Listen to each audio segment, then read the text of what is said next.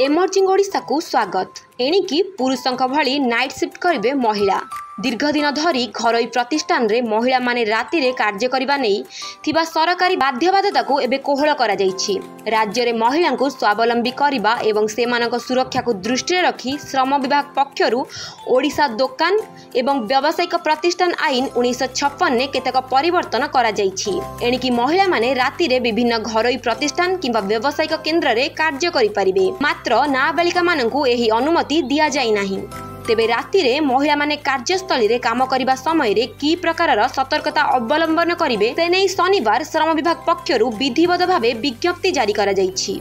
विज्ञप्ति रे श्रम विभाग प्रमुख शासन सचिव चित्रा अरुणमुग्ध दर्शाइचंती जे राज्य सरकार एहा माध्यम रे समस्त दुकान एवं व्यावसायिक प्रतिष्ठान को लागू होइतबा धारा 23 को प्रत्याहार करबा को निष्पत्ति नैछंती, जहाद्वारा घरोई प्रतिष्ठान ने महिला मानक पाई राति रे काम करिवार सुजोग सृष्टि होई परिबो। एहा सहित इज ऑफ डूइंग बिजनेस को आधार करी सेमानक निरापत्ता और सुरक्षा को गुरुत्व मध्य दिया जाई परिबो।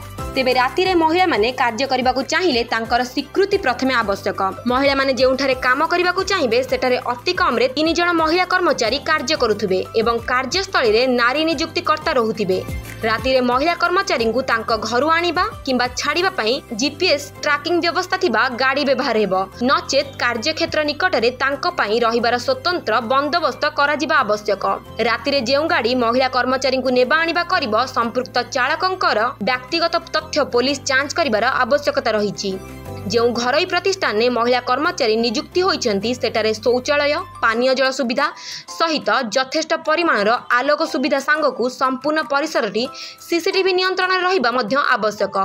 एहा सहित सेमानक पाई समर्पित टेलीफोन नंबर राज्य सरकार हेल्पलाइन नंबर 181 एवं श्रम विभाग हेल्पलाइन नंबर 180034565703 भल भावे प्रदर्शित हेबा सहित महिला कर्मचारी को नेबा आनिबा गाड़ी रे मध्य लगाजिबा दरकार। एहा बाद कार्यक्षेत्र रे महिला कर्मचारी माने काम करिबा पूर्वरु निर्दिष्ट फॉर्मेट रे प्रतिष्ठान कर्तृपक्ष एवं स्वीकार पत्र श्रम विभाग पोर्टाल अपलोड करने को पड़िबो। जदि कौनसी परिस्थिति रे श्रम आईन उल्लंघन हेबा दृष्टि को आसे तेबे से क्षेत्र रे अनुच्छेद 35 अनुଯାयी विहित कार्यानुष्ठान ग्रहण कराजिबो बोली प्रमुख सचिव दर्शाइचंती। एभली खबर आगु सुनिबा पई आम चैनल को लाइक शेयर सब्सक्राइब करंतु।